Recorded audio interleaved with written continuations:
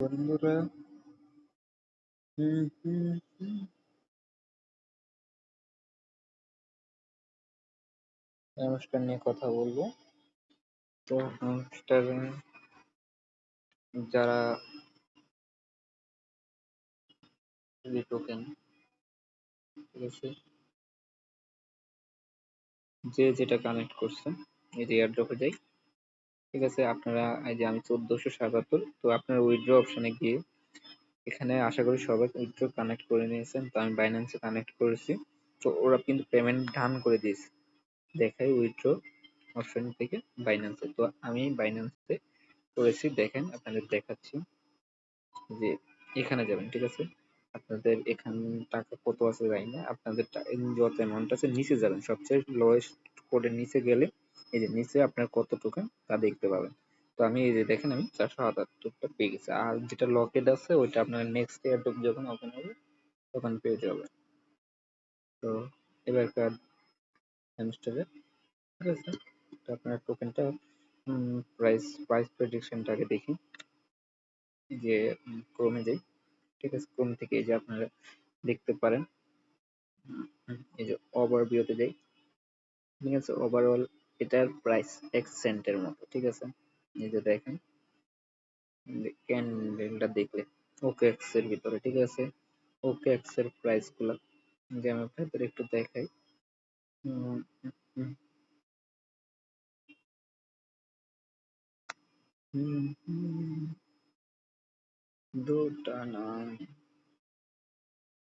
যে হ্যামস্টার দেখেন লক করছে, এই যে এখন আপ করতেছে। ঠিক আছে, হ্যামস্টারটা ডাউন ছিল প্রাইস প্রেডিকশন, তো এটা এরকম থাকবে। ঠিক আছে, তো এই যে আপ ডাউন করতেছে। ঠিক আছে, ক্যান্ডেল গুলো আপনারা দেখেন একটা বার। ঠিক আছে, তো এটার প্রাইসটা আপ ডাউন করবে, এরকমই থাকবে। তো উইথড্র করবেন। তো এখানে আপনার এই প্রাইসটা হ্যামস্টার মনে করেন, এটাকে যদি আমি হ্যামস্টার এই যে দেখেন এখানে যাই, লঞ্চ গুলো অলরেডি হ্যামস্টার আছে। তো হ্যামস্টার যেহেতু আছে আমাদের কি করতে হবে, যে এখানে টাইমটা দেখতে পাচ্ছেন 13 ঘন্টা 56 মিনিট 12 সেকেন্ড আছে। তো এটা শেষ হওয়ার পরে আরেকটা টাইম দিবে, ওই টাইমটা কমপ্লিট হলে আপনার বাংলাদেশ টাইম 4টা কি 6টা, ইউএস ইন্টারন্যাশনাল টাইম 10 UTC বা 12 UTC তে এটা লিস্টেড হয়ে যাবে। এখন বর্তমানে মাইনিং চলতেছে, আপনারা চাইলে আমার মতো মাইনিং করতে পারেন।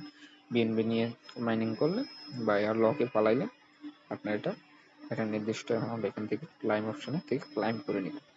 ঠিক আছে, তো এটার প্রাইস প্রেডিকশন মনে করেন হ্যামস্টার ক্যাটটা, ঠিক আছে, হ্যামস্টারটা যখন লঞ্চ হবে তখন এটা মনে করেন ক্যাট। তো আমি ক্যাট থেকে এই যে ক্যাটের এটাকে, ঠিক আছে, তো আমরা আধা ঘন্টা দেখবো। ঠিক আছে, আধা ঘন্টা অবজার্ভ করতে পারেন, কারণ আধা ঘন্টার ভিতরে এটা আপ করে। যেমন আমি এটাতে দেখাই, এই যে দেখেন লাস্ট 1 ঘন্টা কিন্তু এটা, ফার্স্ট 1 ঘন্টায় প্রাইসটা ছিল,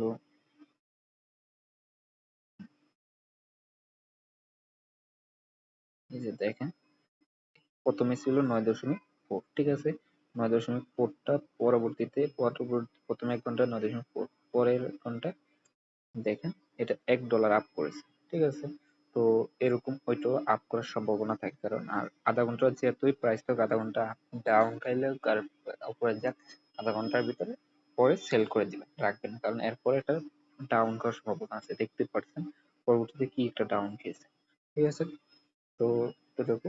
আর এটা সেল করবেন, তো এটা পরে আপনারা কি করবেন, এটা ইউএসডিটি তে নিয়ে আসবেন। সেল করে ইউএসডিটি নিয়ে আসলে ইউএসডি স্টাবেল একটা অ্যামাউন্ট। ঠিক আছে, ইউএসডিটি এটা বাড়েও না কমেও না, এই যে ইউএসডিটি টা দেখেন আমি ইউএসডিটি রেখেছি এনে। তো এটার প্রাইসটা বাড়বেও না কমবেও না, যেমন এটার একটা মার্কেট দেখি। ঠিক আছে, সরি, ইউএসডিটির মার্কেট, ঠিক আছে, ফান্ডে যাই। হুম হুম হুম হুম হুম হুম হুম হুম, P2P trading। এখান থেকে আপনারা এই যে বাইন্যান্সের এখান থেকে আপনারা পরবর্তীতে এই যে P2P-র মাধ্যমে সেল করে দিতে পারবেন।